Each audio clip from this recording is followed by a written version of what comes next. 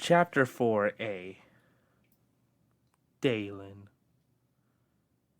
My prey, oh dear sweet prey. She was foolish and blinded by her need for answers. I mean, can I blame her? Not really. I guess that's part of human nature. Something I abandoned long ago. This is just sad. The reason is because I thought Max would teach her better. Maybe he didn't. Maybe he's just as a failure as he was so long ago. If it wasn't for him, maybe Vivian would still be alive. And maybe none of this would have ended the way it did. But here we are. I went to go and have a conversation with my prey, my newly caught prey, and just to get her opinion on how the situation was handled. I'll admit, it was better than I was expecting. I'm not gonna lie. I thought it was going to end horribly, but it didn't. I was expecting more. A little bit more resistance, maybe a little bit better of a plan. But it didn't. It ended exactly the way I saw it. Let me indulge my new prey for a minute. I brought Subject 8 with me, my new weapon. She was chained to a wall. I didn't want her getting any bright ideas. Now, did I? I walked over to her and said, "It's cute that you thought you could get the best of me.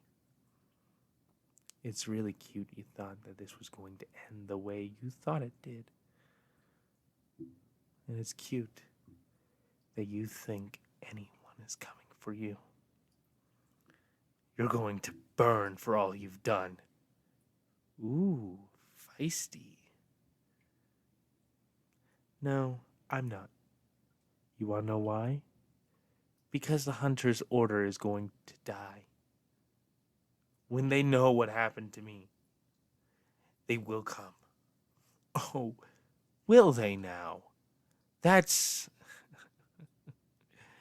not true at all. Remember, you're expendable. I don't need to tell you that. You're nothing to Max. You are nothing to the hunter's order. You are a hunter, and you will die as a hunter. Alone, broken, defeated, and cowering in the dark. The place that you thought you owned is now the place I own. The place where I thrive. It's now my home. And I have officially cast you out. Max will not let you get away with this. He will not let you kill me. Oh, you really think that he cares? Let me express something for you. Here's what's going to happen. You want to know how I know? It's rather simple. It's obvious that it's going to end this way. He's going to get so angry, he's going to march his little army up here, and he's going to die. That is how it's been. That is how it always will be. He's going to get his army, march all the way up here, without any consequences, and without any thought of the predicament he's currently going to be facing. Then, he's going to walk into the fog. Next comes the butcher. Something I'm very certain you're excited to hear. That's why I'm keeping you alive. I want you to remember who did this to you, who broke you, who took everything from you. First your mother, and now this. Your hunter's order, your family. You really think they care about you? Max never did. He may have trained you, but you're just as expendable as the rest of them. I'm not the one who's going to tell you everything. I want you to live with this pain for as long as it takes. You're going to hear their screams and you're going to watch them die. Something I bet all too familiar to you. Your mother ring any bells? She spat in my face and I slapped her. Cute. You really thought that you could do that. You have your mother's spirit. I will give you that. You have your mother's ambition. And of course, you look just as beautiful and naive as her. She didn't say a word. Then I said, 8. Why don't you show our new friend how we do things around here? He walked over and stabbed her in the leg. You're gonna die, and I'm going to watch you burn one day. And when I do, oh, it will be sweet vengeance. Yes, and then what? You have your vengeance, then what? I don't think you quite understand. Nothing will bring your mother back. Nothing will make me go away. No matter what, I will always haunt you. I will continue to haunt you every waking moment because every action you have ever taken in your life is because of me. How? Simple. If I didn't kill your mother, you would have never become a hunter. And thus all the lives you have saved would never have interacted with you. And thus, they would die. All the actions you have ever done, all the actions you have ever made, every thought you've ever had is because of me. Don't deny it. You know exactly what I'm talking about. Your mother was a fool, and you are a bigger one. You thought that you could come here and stop me. You would need at least half the world to bring me down, and even then, good luck. The fog wall is not so easily dispersed. Even if you were to set a blaze to everything inside, there would still be something, someone, ready to slash you all down to oblivion and back. Now, you're going to enjoy the pain. You are going to learn to live with it. And you are going to suffer as I had suffered under Max's rule. Because remember, he knew. He knew all along. He knew that it was me, and he knew that I was going to kill him. He knew every waking minute, and I was the one who destroyed him. Every second of every day, you will be reminded of who did this to you. And even if I do die, even in that possibility that I am dead, you will never be free of me. I will always haunt your worst nightmares and your pathetic dreams. I hope you are aware of that, and I hope you continue to understand that.